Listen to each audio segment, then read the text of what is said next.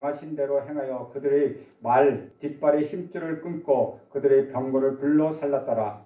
하솔은 본래 그 모든 나라의 머리였더니 그때 여호수아가 돌아와서 하솔을 취하고 그 왕을 칼로 쳐 죽이고 그 가운데 모든 사람을 칼날로 쳐서 진멸하여 호흡이 있는 자는 하나도 남기지 아니하였고 또 하솔을 불로 살랐고 여호수아가 그 왕들의 모든 성읍과 그 모든 왕을 붙잡아 칼날로 쳐서 진멸하여 바쳤으니 여호와의 종 모세가 명령한 것과 같이 하였을 때 여호수아가 하솔만 불살랐고 산 위에 세운 성읍들은 이스라엘에 불사르지 아니하였으며 이 성읍들의 모든 재물과 갖춘 이스라엘 자손들이 탈취하고 모든 사람은 칼날로 쳐서 멸하여 호흡이 있는 자는 하나도 남기지 아니하였으니 함께 읽습니다. 여호와께서 그의 종 모세에게 명령하신 것을 모세는 여호수아에게 명령하였고 여호수아는 그대로 행하여 여호와께서 모세에게 명령한 모든 것을 하나도 행하지 아니한 것이 없었더라.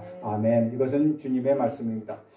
오늘 본문에는 가나안 정복 전쟁의 마지막 이후로서 여호수아와 이스라엘 백성들이 북부 지방을 정복하는 이야기로 시작합니다. 가나안 중부 지역과 남부 지역을 정복한 이스라엘 군대에 맞서 북부 지역의 가나안 군대들은 서로 동맹을 맺었습니다. 하솔왕 야빈의 주도로 인하여 가나안 북부 연합군은 이스라엘을 공격하기 위하여 대군을 동원해서 메론 물가에 진을 쳤습니다. 그러나 여호수아는 적군을 다 한 명도 남기지 않고 모두 진멸하였습니다. 그렇다면 여호수아가 이렇게 큰 성공을 거두었던 것은 무엇일까요? 우리는 여기서 어떤 교훈을 얻을 수 있을까요? 우리도 여호수아와 같이 우리 영적 전쟁에서 어떻게 하면 완승을 거둘 수 있을까요? 그 첫 번째로는 끝까지 영적 긴장감을 유지하라 라고 하고 있습니다. 우리 1절과 2절 말씀해 보면은 하솔왕 야빈이 이 소식을 듣고 마돈왕 요박과 시므론 왕과 악삽 왕과 및 북쪽 산지와 기네롯 남쪽 아라바와 평지와 서쪽들의 높은 곳들의 왕들과 그리고 동쪽과 서쪽의 가나안 족속과 아모리 족속과 헷 족속과 브리스 족속과 산지 여부스 족속과 미스바 땅 헤르몬 산 아래 휘 족속에게 사람을 보내매 라고 기록하고 있습니다. 오늘 본문에 보면 1절에 하솔왕 야빈이 이 소식을 듣고 라고 시작하고 있습니다. 그러면 여기서 말하고 있는 이 소식은 무엇을 얘기하는 것입니까? 바로 이스라엘이 남부 가나안 땅을 완전히 점령하였다는 소식입니다.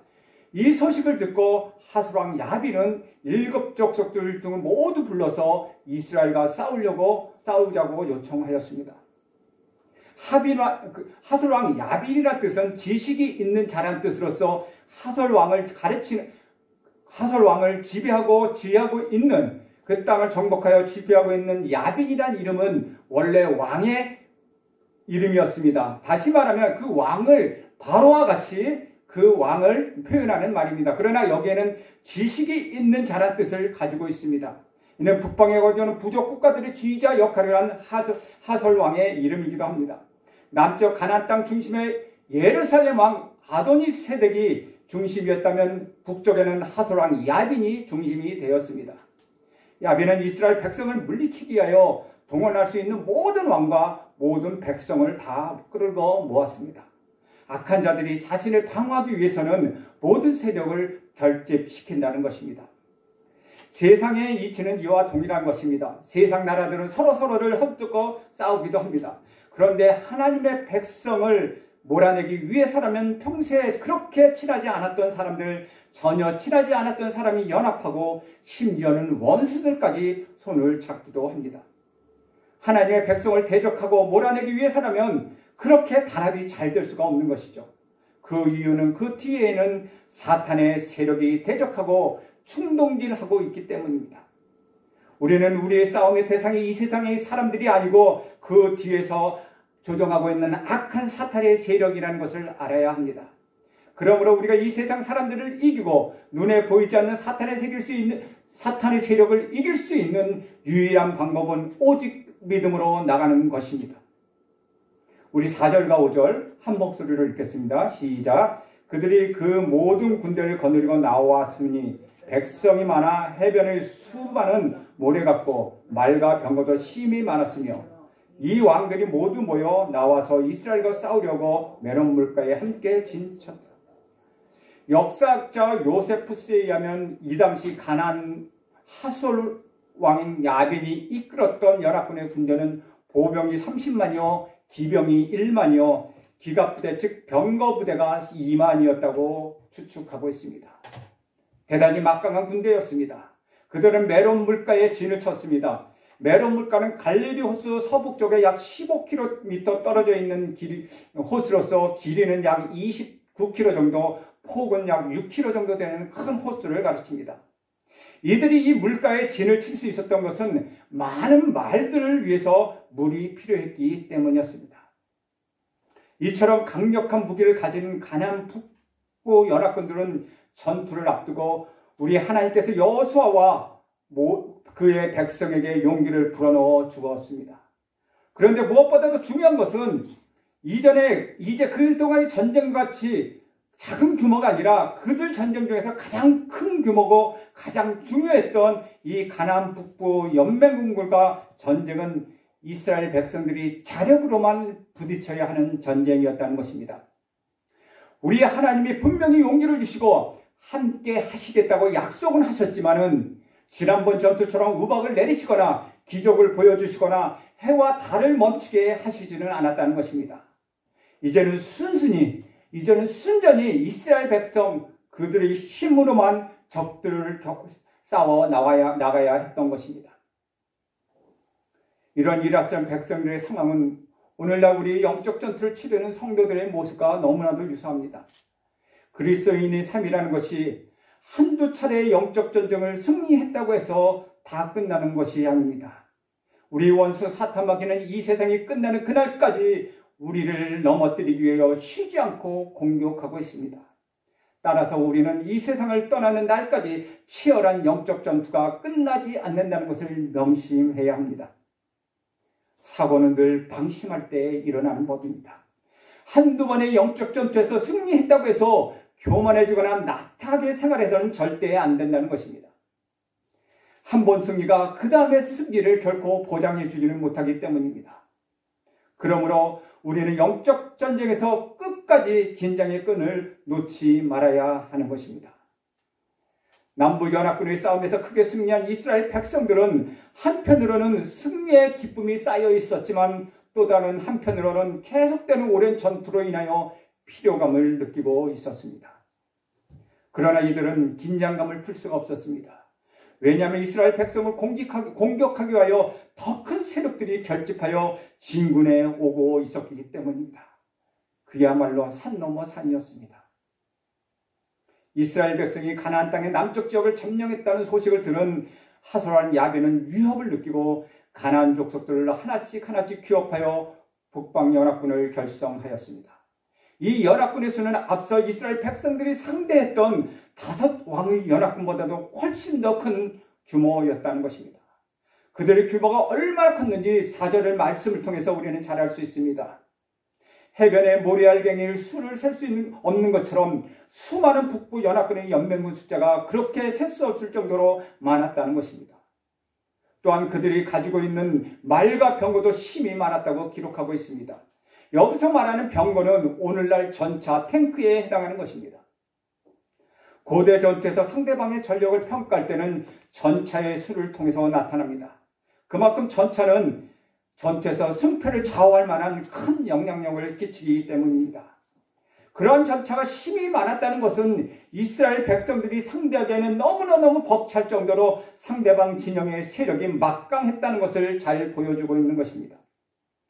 그러나 이렇게 어마어마한 세력과 전투를 앞두고 있는 이스라엘 백성들은 얼마나 큰 두려움에 빠져 있었겠습니까? 게다가 지금까지 이스라엘 백성들은 계속해서 전투를 하는 상황에서 지쳐있는 상황이었습니다.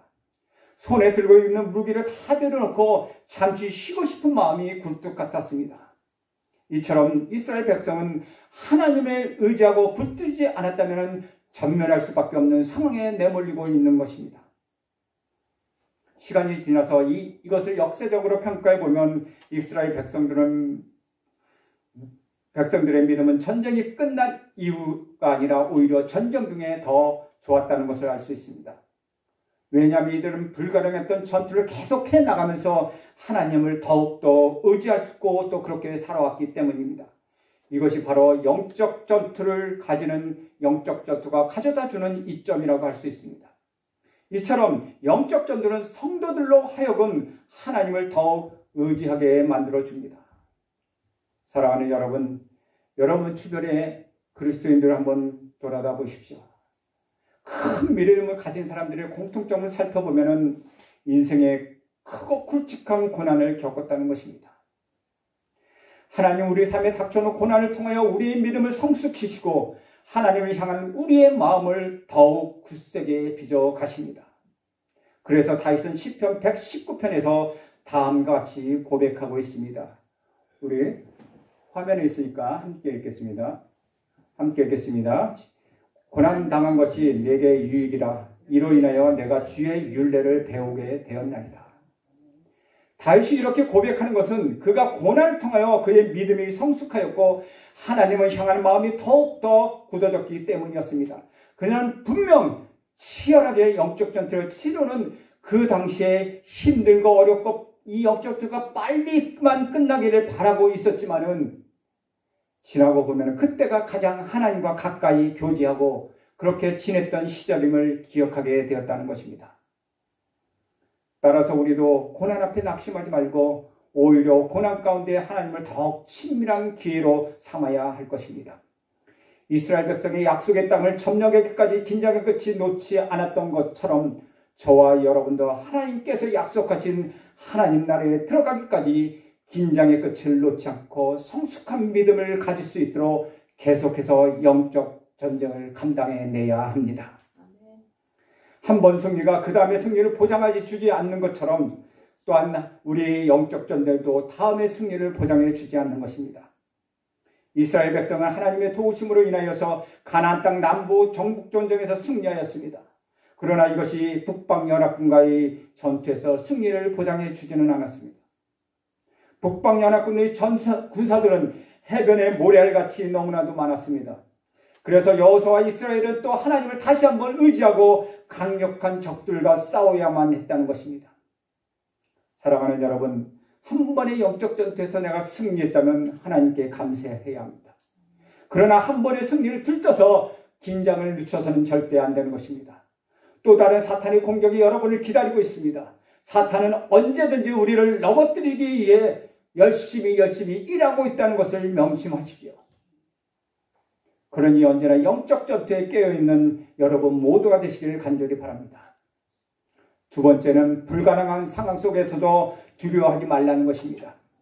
해변에 모래와 같이 셀 수 없는 많은 적들이 진을 치고 있는 모습을 보고 이스라엘 백성들의 마음은 두려움이 많았지만 그 두려움을 찾아볼 수가 없었습니다. 이런 이스라엘 백성들을 향하여 하나님께서 두려워하지 말라고 말씀하셨기 때문입니다.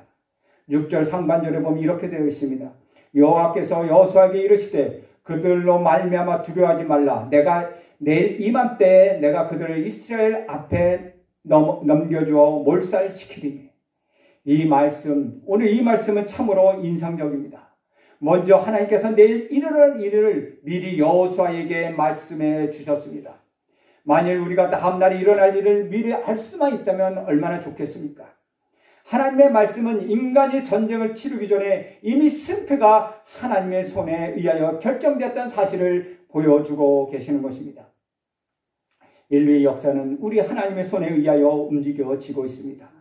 그렇기 때문에 병사가 아무리 많다 하더라도 그들이 아무리 강력한 무기를 쉴 수 없이 가지고 있다 하더라도 다 전쟁에서 승리하는 것은 아니라는 것입니다. 하나님을 자신을 의지하고 있는 이스라엘 백성들이 가나안 족속과의 전쟁에서 승리할 수 있도록 그렇게 도와주셨습니다. 6절 말씀을 자세히 살펴보면 내가 그들을 이스라엘 앞에 넘겨주어 몰살시키리니 라고 기록하고 있습니다. 하나님께서 친히 말씀하시며 이 전쟁의 주인은 내가 라고 말씀하시면서 하나님이심을 나타내고 있다는 것입니다. 따라서 하나님이 친히 싸우시는 전쟁이라면 그 누가 이스라엘 백성을 이길 수 있겠습니까? 하나님이 친히 싸우시는 전쟁이라면 그 어떤 군대도 그 어떤 무기도 우리 하나님이 모아주신 이스라엘 백성을 어떻게 이길 수 있었겠습니까? 심지어 하나님은 해변의 모래알같이 셀 수 없이 많은 가나안의 북방연합군을 단 하루 만에 몰살시키겠다고 말씀하셨습니다. 이것은 이스라엘 백성에게 대승요 완승을 약속하셨다는 것입니다. 사랑하는 여러분, 하나님을 따라 하나님 말씀대로 신앙생활을 하는 묘미는 무엇입니까? 불가능해 보이는 상황 속에도 하나님께서 역사하기 시작하면 불가능이 가능함으로 변하는 것입니다. 내가 혼자 풀 수 없는 문제들이 하나님이 역사하시기만 하면 풀려나가는 것입니다. 의사들도 고개를 좌우로 흔들며 포기했던 내 몸이 깨끗하게 치료받고 회복되는 것입니다.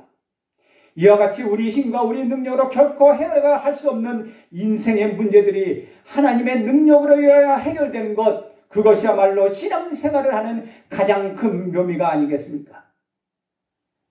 우리는 이러한 하나님의 도심과 은혜를 경험할 때마다 하나님의 살아계심을 더욱더 명확하게 깨달아야 하는 것입니다. 혹시 여러분 가운데 나 혼자 스스로 힘으로 해결할 수 없는 불가능해 보이는 상황에 놓여 있는 분이 있으십니까? 바로 지금이야말로 두려워하지 말라는 하나님의 말씀대로 하나님의 그 음성을 들을 때입니다. 바로 지금이야말로 하나님 아버지를 의지하고 붙잡을 때입니다. 하나님을 의지하고 붙잡는 사람 가운데서 결코 망한 사람은 한 사람도 없습니다. 우리 하나님은 하나님 의지하고 하나님을 붙잡는 사람들을 반드시 도우시고 큰 은혜를 베풀어 주십니다. 실제로 여호수아와 이스라엘 백성들은 메론 물가에 진을 치고 있었던 가나안 북방 연합군을 단숨에 무찔러 버렸습니다. 불가능해 보였던 전쟁에서 승리할 수 있었던 것입니다. 그러므로 사랑하는 여러분, 지금 내 눈에는 아주 불가능해 보여도 두려워하지 마십시오. 우리 하나님이 반드시 그것을 가능하게 하실 것입니다.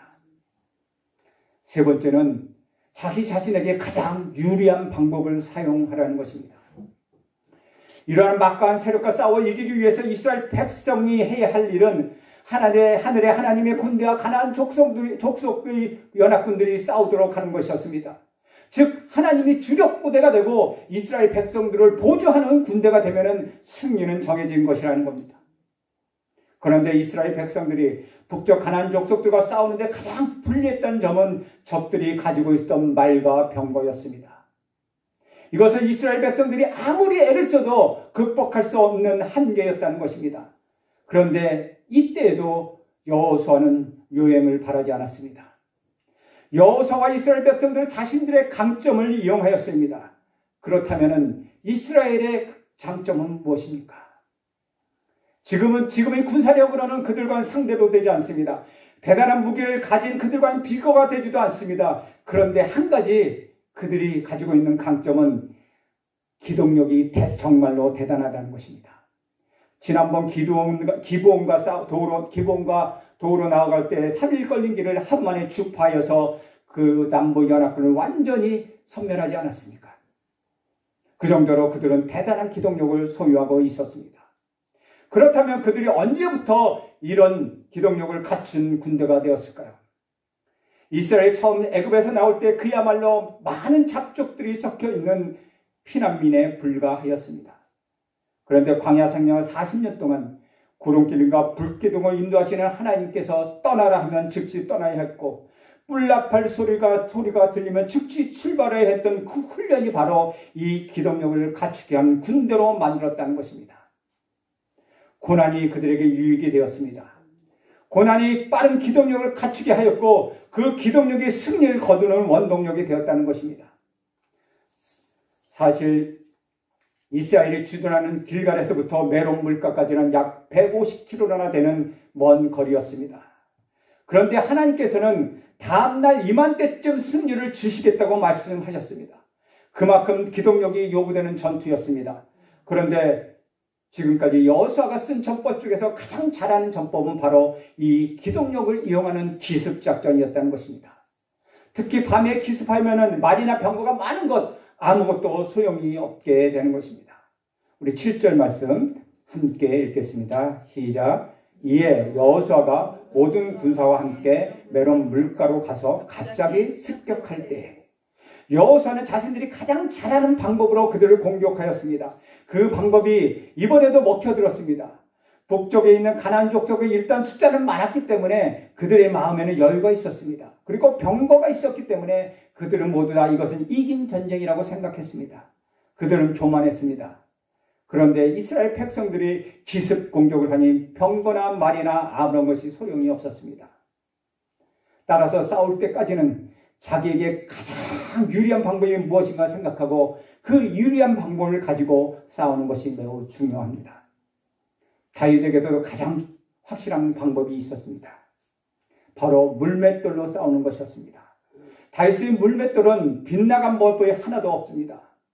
그래서 다윗은 골리앗과 싸울 때 사울이 자기 투와 갑옷을 사용하기를 권면하였지만 듣지 않았습니다. 만약에 그것을 사용하게 된다면 몸이 너무 무거워서 골리앗을 이길 수 없을 것이라고 그는 잘 알고 있었기 때문입니다. 따라서 우리 그리스도인들이 자신이 가장 잘하는 것과 자신이 가장 약한 것이 무엇인지 잘 알고 있어야 합니다. 가장 어려울 때 다른 사람의 방법을 모방하면 실패하기 마련입니다.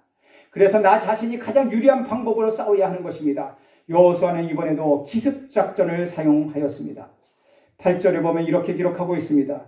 여호와께서 그들에게 이스라엘의 손에 넘겨주셨기 때문에 그들이 격파하고 큰 시돈과 미스르봇 마임까지 추격하여 동쪽으로는 미스바 골짜기까지 추격하여 한 사람도 남기지 않냐고 쳐 죽이고, 이처럼 이스라엘은 불가능한 전쟁을 이길 수 있었던 근본적인 원인은 무엇이었습니까?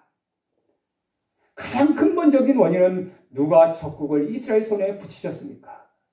그들은 빠른 기동력을 가졌지만은 우리 하나님께서 그들을 이스라엘 손에 붙이지 않으셨다면은 그들은 결코 성공할 수 없는 전쟁이었습니다.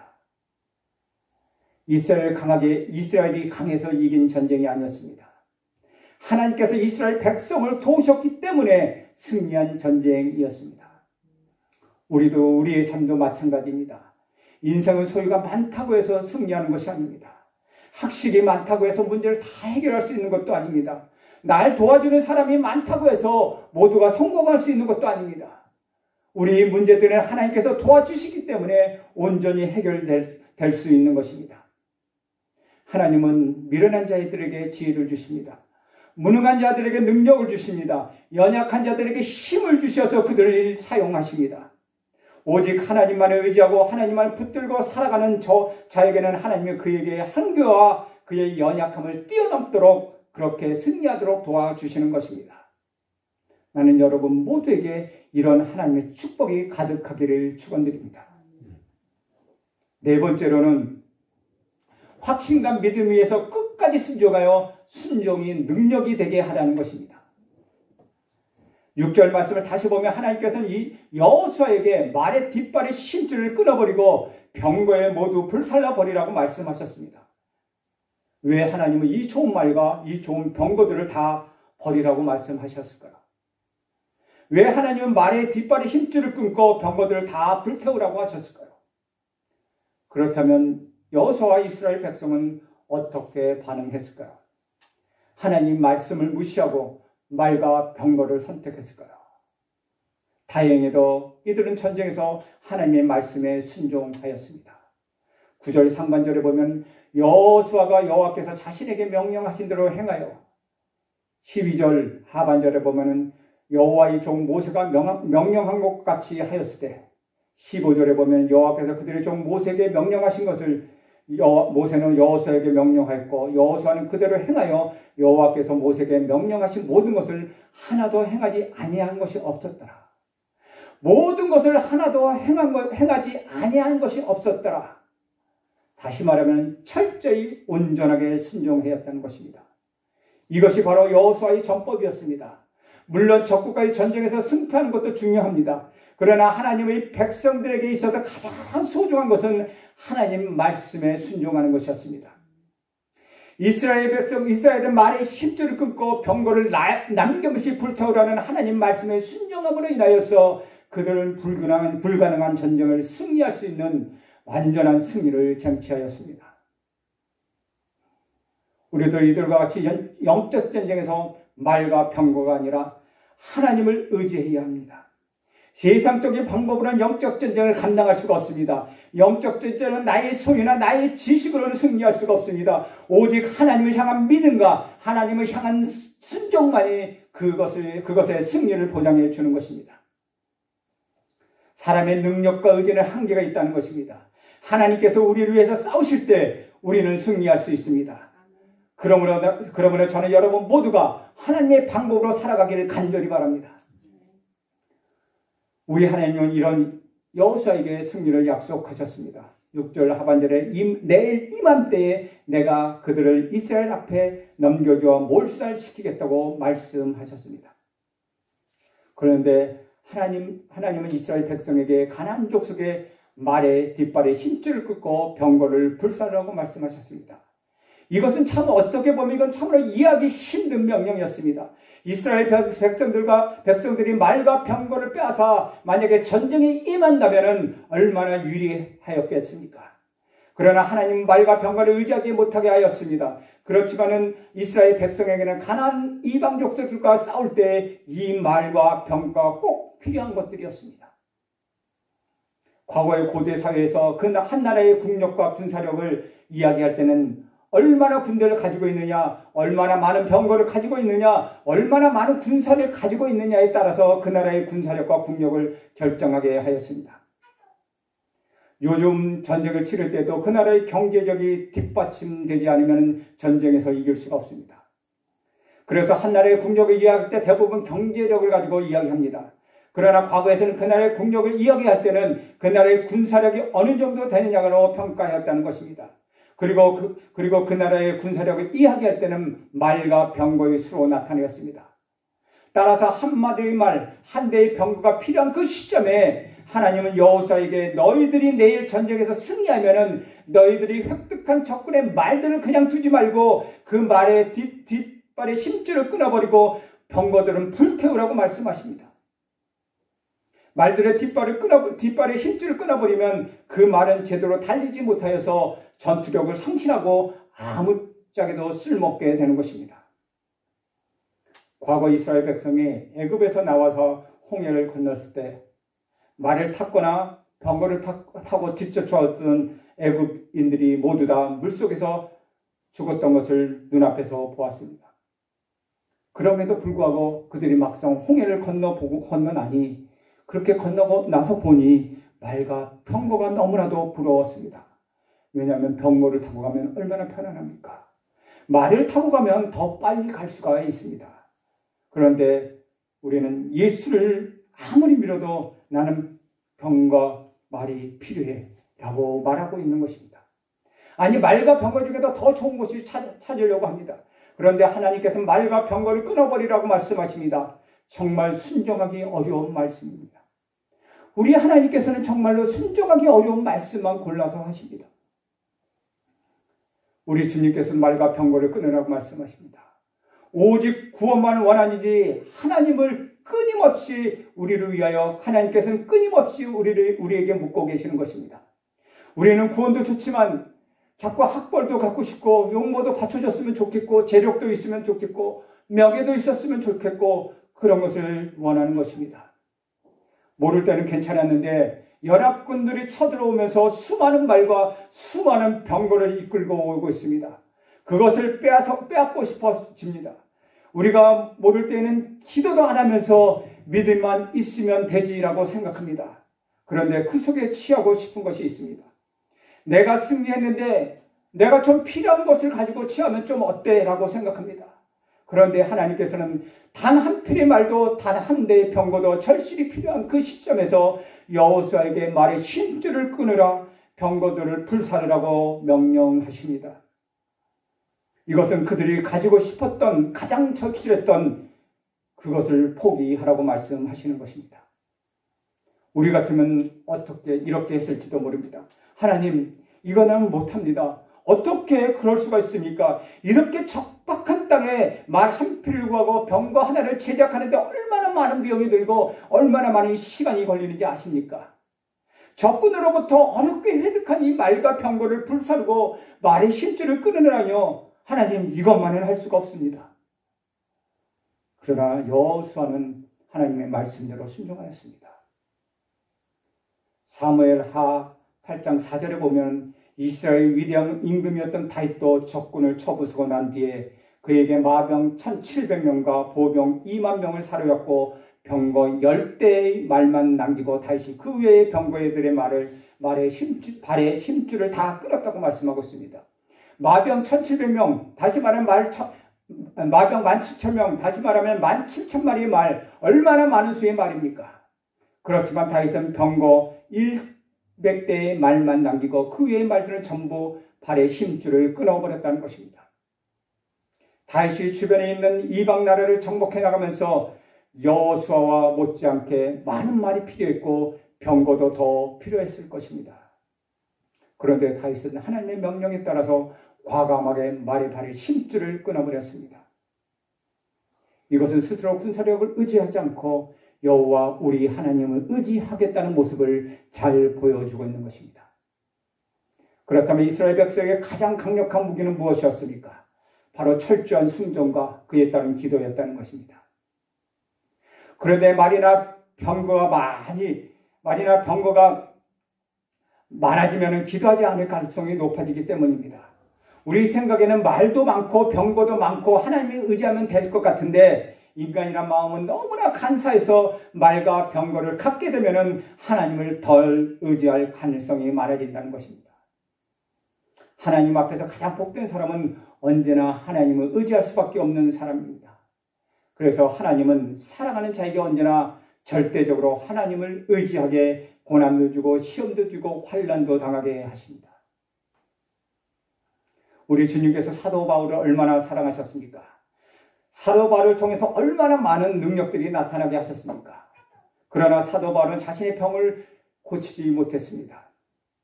사도 바울이 자신의 병을 낫게 해달라고 3번씩이나 간절히 기도했지만 우리 하나님의 응답은 그 병을 위해서 더 이상 기도하지 말라고 말씀하시는 것입니다. 왜냐하면 그 병이 그에게 사라지면 그 병이 치유되면 사도 바울이 교만해질까 염려되었기 때문입니다.